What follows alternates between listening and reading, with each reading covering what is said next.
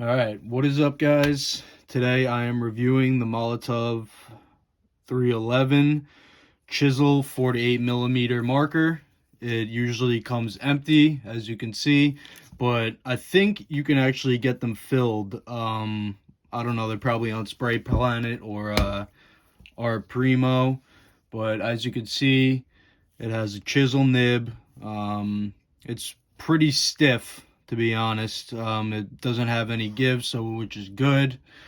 Um, as far as the actual valve is, let me just take this tape off really quick. Actually, it might be easier for this one. Yeah, I'm not really a fan of the valve actuator on this. For really only thicker pigmented stuff, as you can see, it has like a pretty unique pump action on it. You can take this off, hold on, and then here's your spring and so on and so forth. But I've found that with the thicker pigments I've used, hold on, I can show you guys. I've used the MTN liquid, silver, and I found this to be, I know that this has a lot of pigment in it, but I found that it's a little bit too thick for the marker. So if you're not using it for, say one or 2 days, and you go to pump that valve, it's going to be stuck, and then you're going to have to fiddle around with it for it to work again. And it's just a pain in the ass when you're in the streets, or you just don't have time, when you just want to catch a quick tag. As you can see, it's not really, like, sometimes it sticks down for some reason, and I think that's just because it's the thicker pigment. And what happens is when sometimes I just say screw it, and and just catch the tag with the nib down, but that's bad because it just pretty much unloads the contents of the marker. It just, the valve doesn't work, and then obviously paint can get through. So what I was going towards is, this is the optimal setup for this marker. I pretty much have tested a lot of different inks, a lot of different paints that can go through it, and I've just come to the conclusion that you can only run a super thin paint or an ink based dye. Now, what I have running in this right now is, let me show you.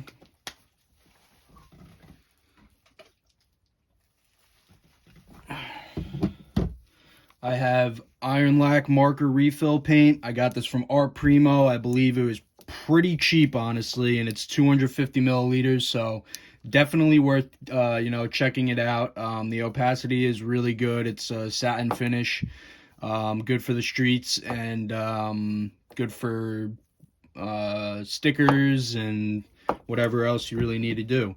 I'm gonna have a review on this if you guys want, as well as the MTN liquid silver.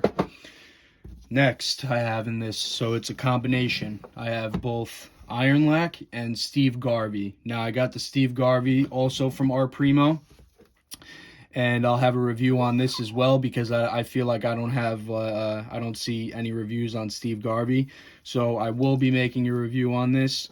But as far as this marker goes, I think that this marker is awesome.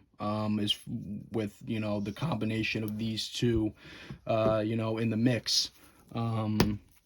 It has really good staining power, obviously, with both the Garvey and the paint. But as far as the valve goes, everything is just perfect. As you can see, it leaks a little bit just because the Garvey is super thin, so it does run thin. So when you're in the street, and you're just trying to bust the cap open really quick and just get your tag in, it does leak a little bit, but that's really not that big of a deal. I figured that most markers like this that are run with ink are gonna leak at some point. You know, that's just how the game goes. But overall, you know, I like this marker, but I don't think I would recommend it to someone if they're going to be using something with the high pigment. Something like, you know, silver or really just any paint like that's like oil based. Like, you know, it's really just not gonna it's not gonna really run well through the marker.